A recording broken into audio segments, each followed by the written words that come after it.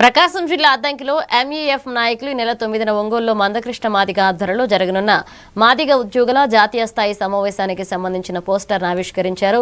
అనంతరం సమావేశ విజయవంతానికి కార్యాచరణపై చర్చించి మాదిగ ఉద్యోగులు పెద్ద సంఖ్యలో హాజరై కార్యక్రమాన్ని విజయవంతం చేయాలని పిలుపునిచ్చారు.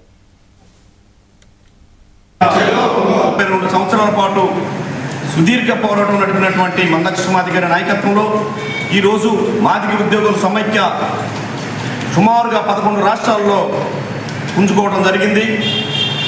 ఒకప్పుడు కులం పేరు చెప్పుకోవడం జాతి భయపడినటువంటి జాతి ఈరోజు మేము ఆత్మగౌరవం ఉన్న వాళ్ళమే, మేము మనుషులు అని చెప్పని మా ఉద్యోగులు కూడా రోడ్డు మీదకి వచ్చి పబ్లిక్గా తిరగలుగుతున్నారంటే అది మాదిగదం ద్వారా మందకృష్ణ మాదిగ నాయకత్వంలో జరిగినటువంటి ఉద్యమ ఫలితమేనని చెప్పని కూడా మేము తెలియజేసుకుంటూ రేపు 9వ తేదీ జాతీయ మహాసభ 11 రాష్ట్రాల వ్యాప్తంగా జరుగుతూ ఉంది.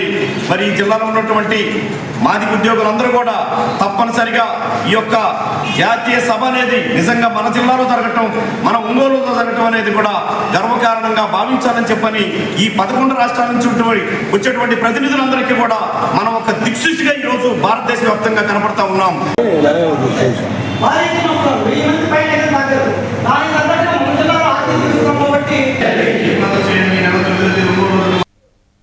పార్వతీపురం